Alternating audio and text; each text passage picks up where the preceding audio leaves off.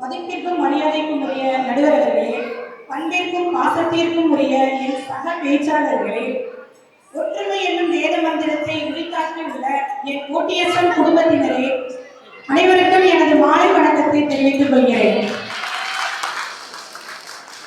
8 rule 8 rule list இருக்கு கையில. எங்க ருசி அடிச்சுல யாரும் சாப்பாடு செய்யல. என்னடா எடுத்த உடனே பாட்ட ஆரம்பிக்கிறேன் பாக்குறீங்களா? ஏன்னா தலைப்பு இன்னைக்கு அந்த மாதிரி தெனாவட்டான தலைப்பு. அறுசுவைகளை அள்ளி தருவது அன்னையின் சமையலா மனைவியின் சமையலா? நான் இன்னைக்கு மனைவியின் சமையல்னு கெத்தா பேச வந்திருக்கேன். இங்க எத்தனை பேருக்கு சப்போர்ட் பண்ணீங்க? என்ன சும்மா சும்மா அம்மா சமையல்ன்றீங்க? அம்மா சமைப்பாங்க. கேப்ப மாவு இருக்குன்னு வச்சுக்கோங்களேன். அம்மா என்ன பண்ணுவாங்க? கேப்ப மாவுல களி கிண்டுவாங்க. இங்க இருந்து எத்தனை பேருக்கு களி பிடிக்கும்? இங்க இருந்து எத்தனை குழந்தைங்களுக்கு கேப்ப களி பிடிக்கும் இருந்தாலும் கேப்ப களி எல்லாரும் விரும்பி சாப்பிடுவாங்கன்னு சொல்ல முடியாது.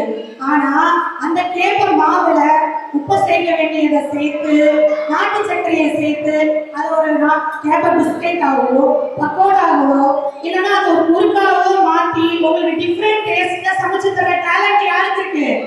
மனைவி எங்களுக்கு தான் இருக்கு.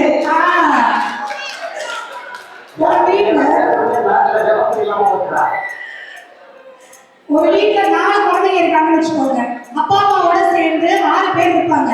ஒரு குழந்தைக்கும் ஒரு டேஸ்ட் பிடிக்கும். ஒரு குழந்தைக்கு இனிப்பு பிடிக்கும், ஒரு குழந்தைக்கு காரம் பிடிக்கும். ஒருத்தவங்களும் ஒன்னொன்னா சமைச்சு வச்சுட்டு இருக்க முடியும்? எல்லாருக்கும் ஏற்ற மாதிரி ஒரு சோறு, ஒரு குழம்பு, ஒரு கூட்டு, மிஞ்சி போனா ரசம், இதை சமைச்சு வச்சுட்டு அம்மா என்ன பண்ணிடுவாங்க? ரெஸ்ட் எடுப்பாங்க. ஆனா நாங்க என்ன பண்ணுவோம்? உங்களுக்கு என்ன டேஸ்ட் பிடிக்கும்னு தெரிஞ்சு அதுக்கேற்ற மாதிரி வகை வகையா சமைச்சு வச்சு உங்களை நீங்க வருவீங்களான்னு எப்ப வருவாரு வெயிட் பண்ணிட்டு இருக்கோம். ஒத்துக்கிறீங்களா? இவங்க அறுசுவை மட்டும் இல்லை நடுவர்களே, 6வது சுவையும் தாண்டி 7வது சுவையும் புதிய சுவையும் நாங்க தான் இன்ட்ரோடியூஸ் பண்ணுவோம். எப்படி தெரியுமா?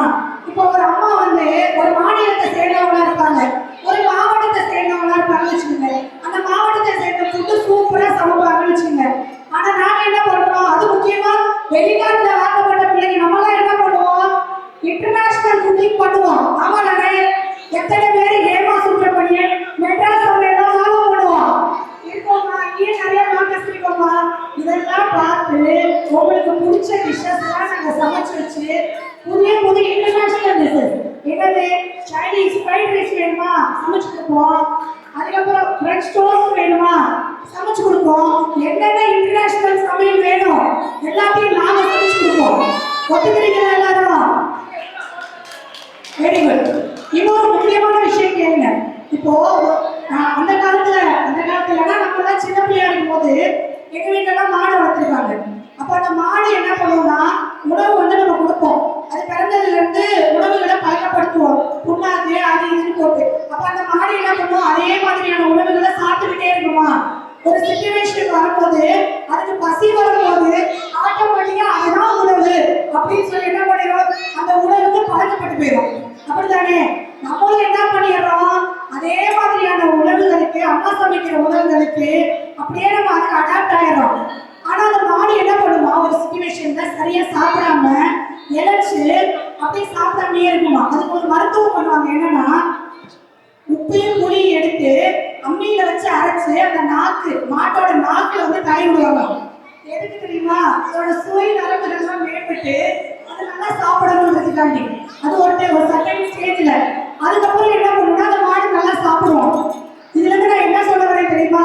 ஒரு ஸ்டேஜ் வரைக்கும் ஒரே வகையான உணவுகளை சாப்பிட்ட நீங்க கல்யாணம் பண்ணதுக்கு அப்புறம் உங்களுக்கு என்ன டேஸ்ட் பிடிக்குதுன்னு எங்கள்கிட்ட சொல்லி அதை வாங்கி சாப்பிட்டு கோடு ஆயிட்டீங்கன்னு சொன்னேன்.